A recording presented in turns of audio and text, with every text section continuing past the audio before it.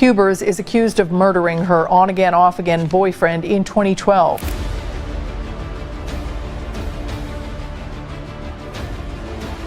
Having reviewed the evidence and applied the law thereto, now finds you guilty.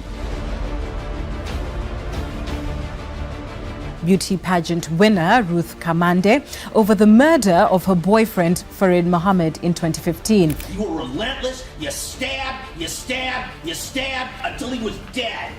Get ready to be shocked as we delve into the dark world of teenage relationships gone terribly wrong. In this video, we'll be counting down the top 10 cases of teen girls who have committed the unthinkable. But the story doesn't end there. We'll also be reacting to their life sentences and examining the justice system's response to these tragic crimes. This is not a video for the faint of heart. Number 1. Camia Gamet. Camia Gamet was found guilty of first degree in 2014 for the brutal assassination of her boyfriend, Marcel Hill. The incident took place in Jackson, Michigan, where they were living together at the time. Gamet claimed she acted in self-defense, but the jury rejected her argument and convicted her. During the trial, the prosecution presented evidence that contradicted Gamet's version of events. The court heard that Hill was repeatedly stabbed with multiple weapons, including a knife and a stiletto heel. The injuries inflicted on Hill were severe and led to his death. The prosecution argued that Gamet was responsible for taking Hill's life and that her self-defense claim was baseless.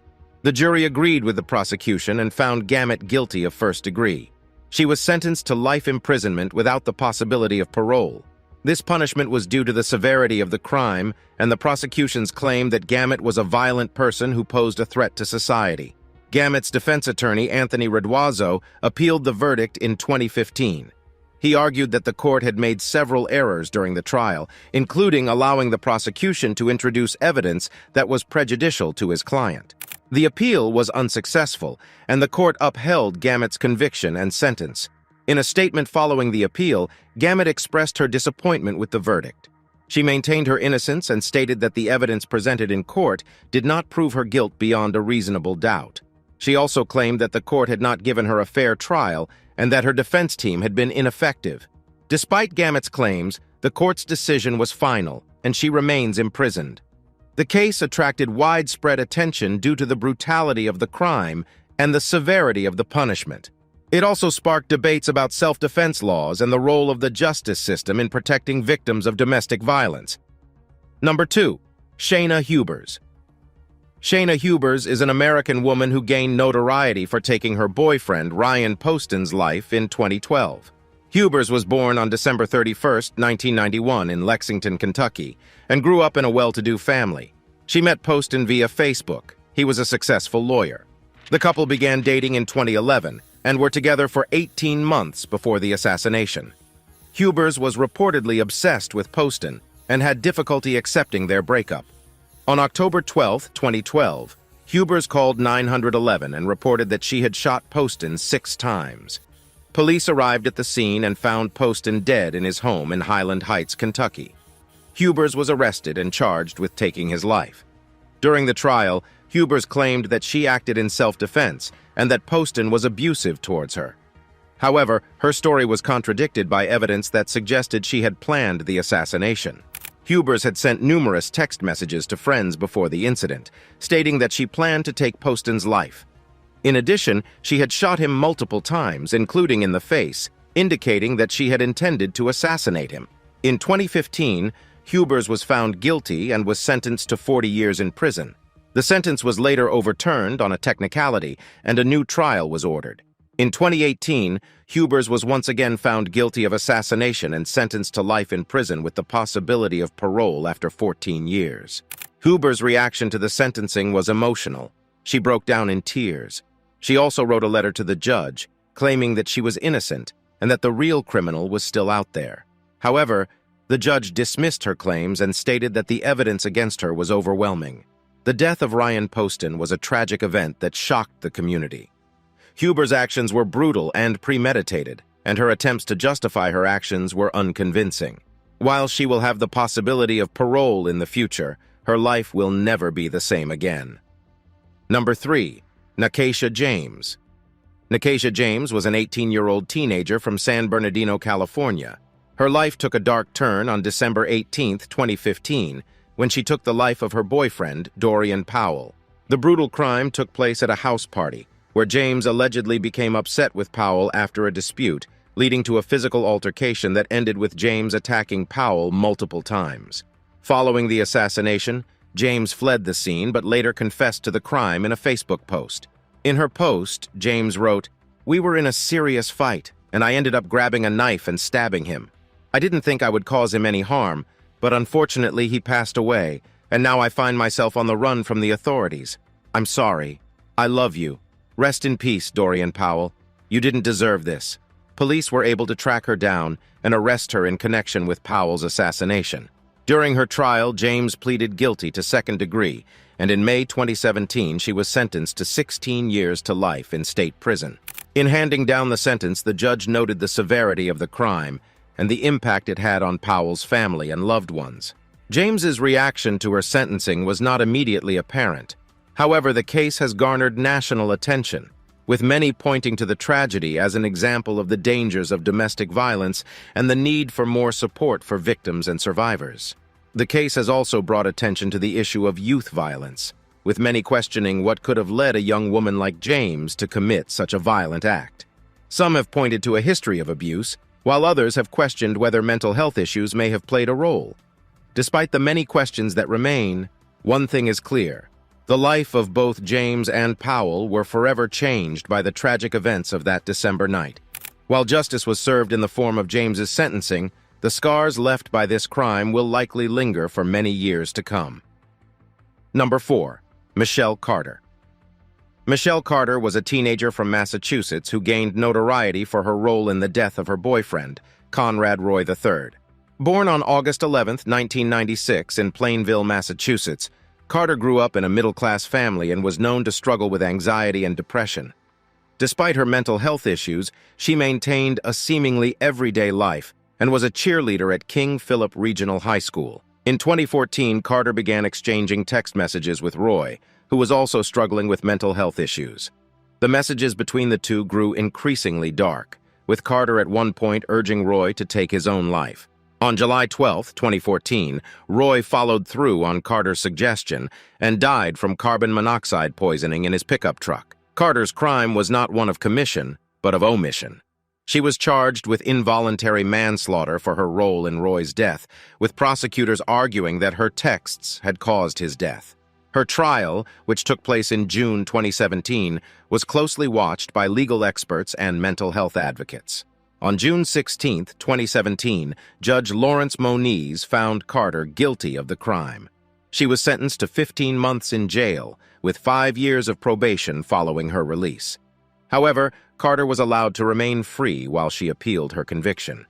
In February 2019, the Massachusetts Supreme Judicial Court upheld Carter's conviction, ruling that her actions had caused Roy's death.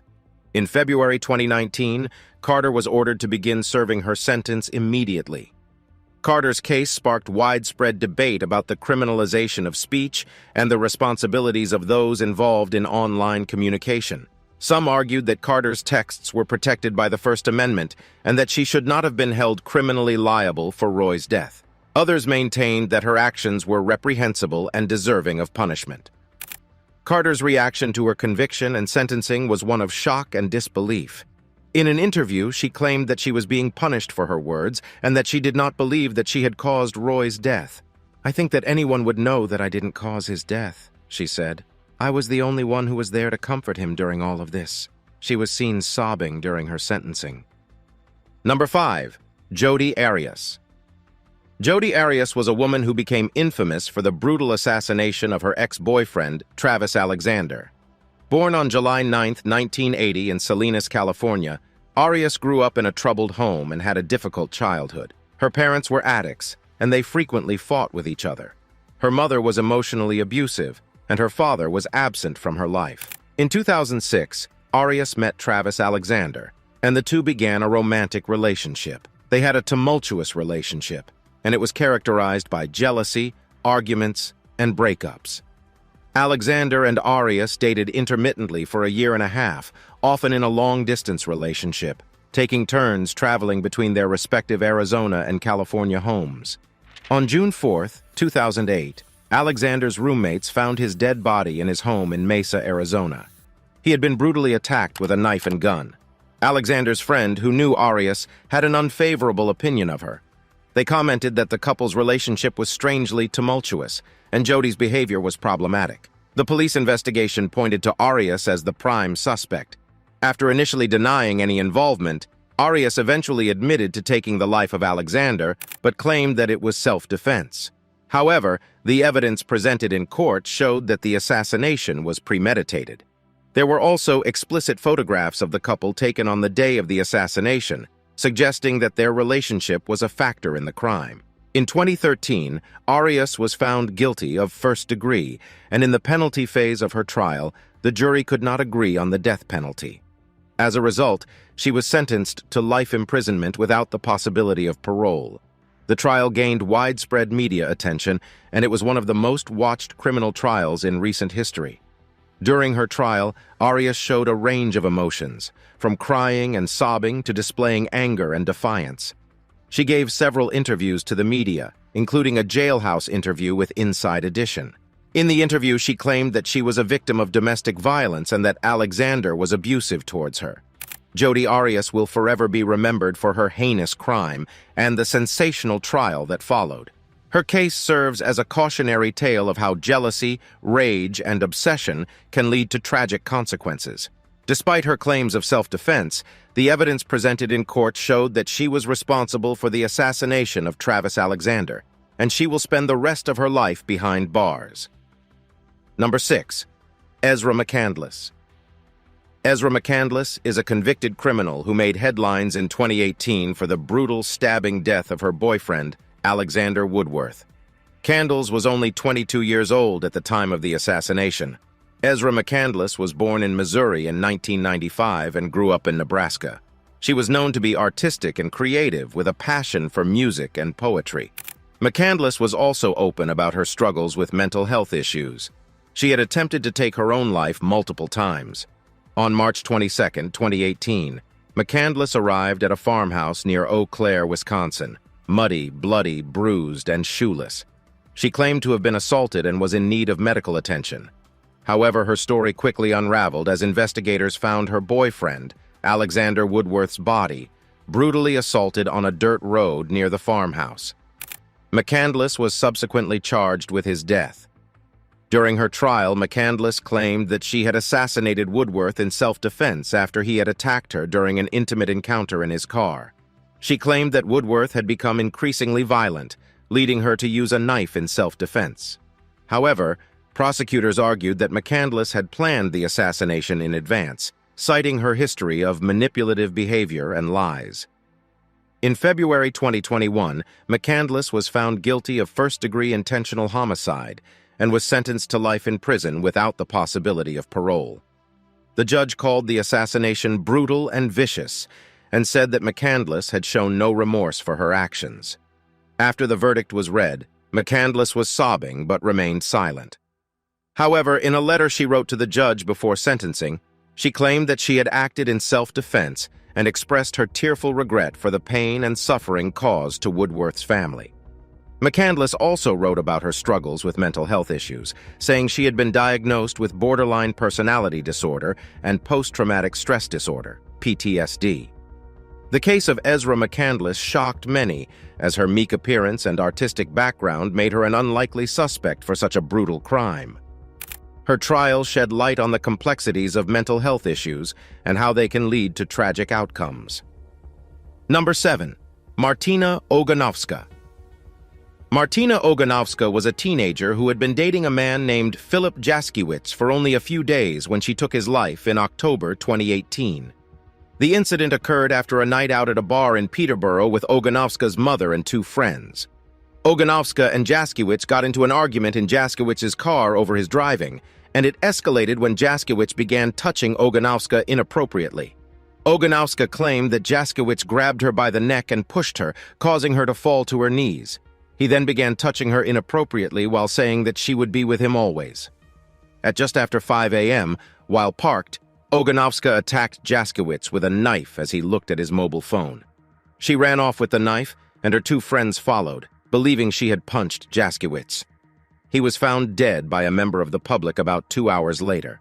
The court heard that Oganovska knew precisely what she had done and had left Mr. Jaskiewicz to die alone.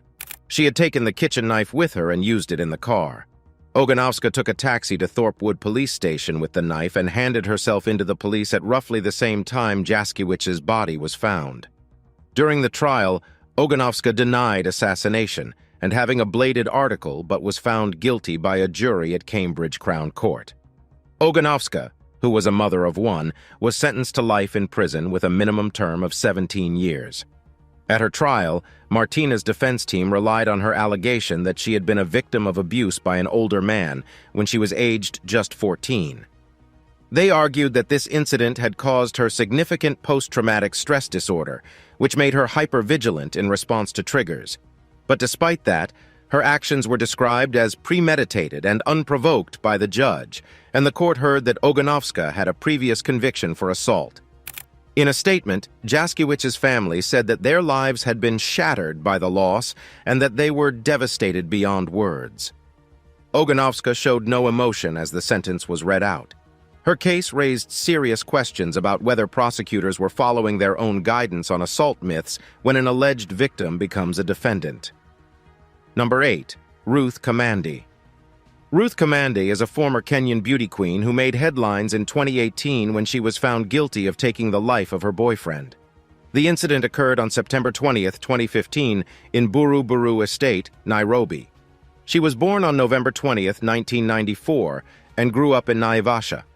She attended Bishop Gatimu Ngandu Girls High School and later joined Jomo Kenyatta University of Agriculture and Technology, JKUAT, where she was pursuing a degree in Business Information Technology.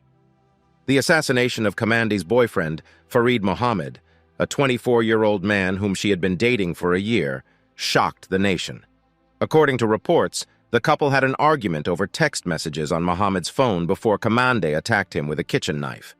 During the trial, Kamande claimed that she acted in self-defense after Mohammed attempted to assault her. However, the prosecution argued that Kamande acted out of jealousy after she found out that Mohammed had been flirting with another woman. After a lengthy trial, Kamande was found guilty of assassination and sentenced to death in July 2018.